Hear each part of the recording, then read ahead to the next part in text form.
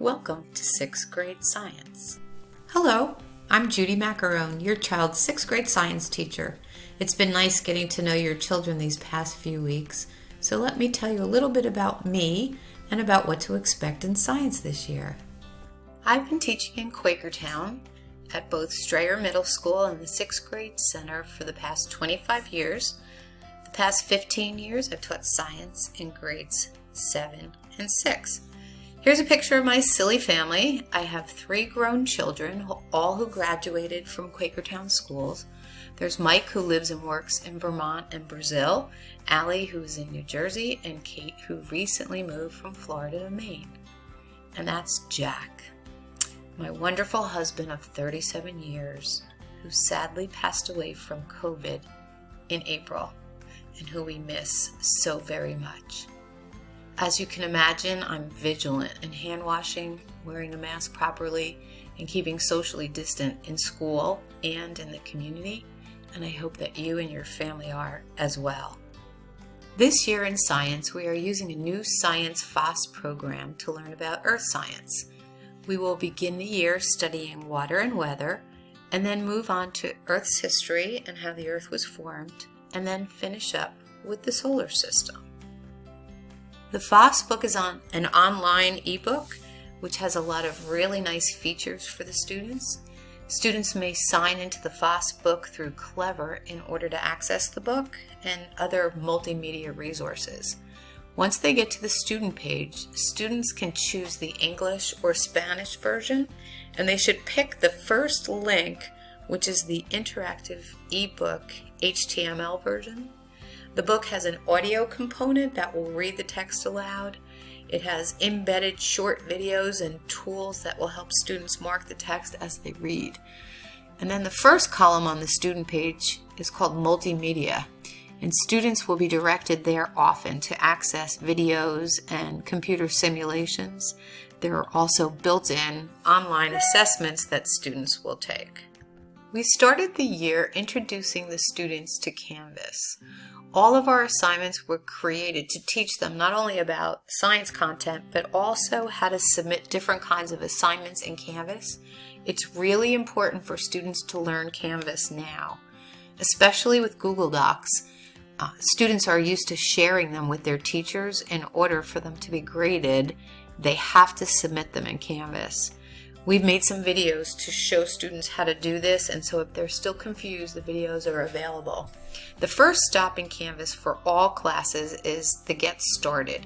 It's an orange button at the top of each teacher's home page. Each week, one of the science teachers makes a video overview of all the work that's posted on Get Started, and we hope that this has been helpful. Below the video is what I call the bulletin board, and it has links to each of the assignments. Modules is another way to access the assignments for each week, and the Grades tab is a good place to check to see if an assignment has been submitted and graded and what students are missing or how well they did on an assignment.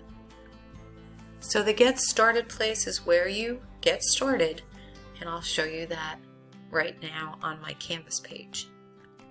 So this is what the front page of each teacher's Canvas looks like.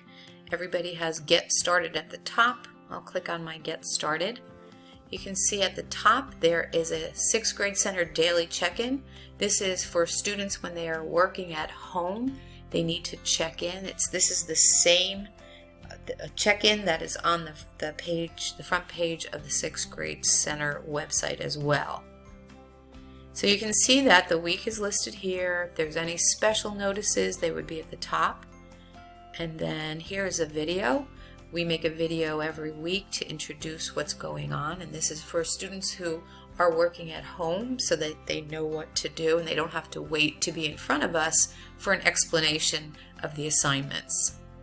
Down below is what I like to call the bulletin board, and you can see the first column is the activities for the week in order, and then a brief explanation of what students need to do, and then the number of sessions that it should take students to complete the work.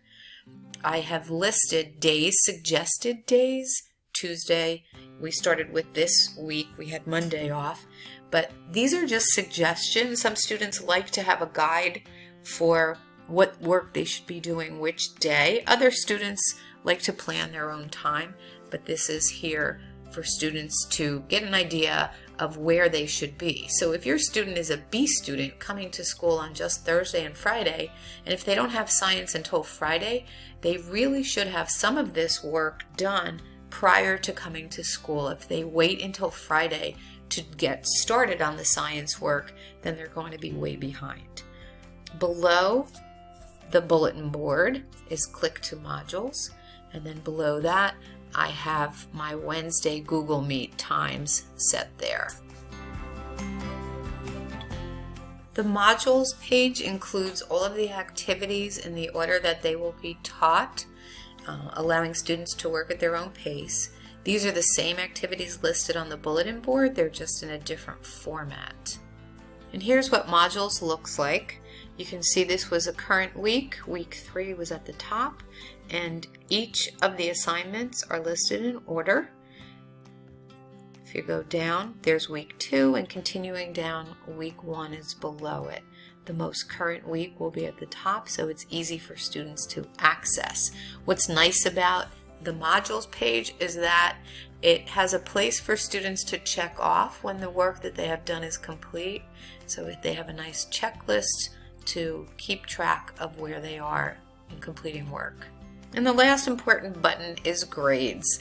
The grades tab lets students see the status of all their assignments. If an assignment is graded, it has comments. There's a little comment icon that students can click on to read their teacher's comments. If it's ungraded, it hasn't been submitted yet, or the teacher hasn't graded it, it has a little dash in it. That dash does not affect the grade until a score is entered. A 0 means the assignment is missing. I enter the 0 after a due date if a student hasn't turned in that work. The 0 does not mean it's permanent. Students can submit work late and the score will change. The 0 is just a placeholder, and I'll show you why that's important. Here's a sample grade sheet for a test student. You can see in the first column the name of the assignment. If you were to click on this assignment, it would take you right to the assignment so you can see what is there and what needed to be done. It gives you the due date, it gives you the score the student received, and right here is where the comments would be. These are listed as missing because this is a test student and I just typed the score in. So it has not come through Canvas. This is why students need to submit their work through Canvas, because Canvas will not accept the work as being there unless it's been handed in through Canvas. Now, here's what I was talking about with the dashes. This student has several dashes here, meaning work has not been turned in yet, and it looks like they have an 85%. Okay, so if I went to one of these assignments that was missing and I put in, after the due date, a 0 to let that student know that it was not turned in, you can see that their grade went down to a 76%. Okay, and let's say another one is past due, and I'll put a 0 in there, and now it's down to a 66%. So the 0 really is an alert for students so that they know work is done. If a student has done no work and nothing is turned to a 0, then it looks like they have 100% when really they don't. A 0 is not permanent. A 0 can be changed up until the end of the marking period. Please know that we are all new to this format for the 2020 school year. We truly are learning together. Not only is this an online format that's new to the science teachers, we're also working with a brand new program. So please be patient with us as we are patient with your students. Also, please encourage your students to let me know when they need help. We see most students only once a week, which isn't enough time to get to know them and what they need. If they don't understand something, they must email me or use Google Meets to come and get help. And please have them email me directly, but feel free to email me on the side to let me know if you have concerns. And I know online learning can be difficult. Students truly are responsible for their own learning. So if your student seems to be very stressed or they're struggling, please let me know. We can work things out for them. Again, anytime your student is having a problem, needs help, or has a question, please tell them to come to a meet, and I can even work one-on-one with them. When the meet is over, I'll have them share their screen and we'll figure out what they need to do. We can do this. 2020 is a year filled with many challenges, but together we can make this work. Thanks for sharing your child with us. I look forward to getting to know them better throughout the year. Have a good night, be safe, and stay well.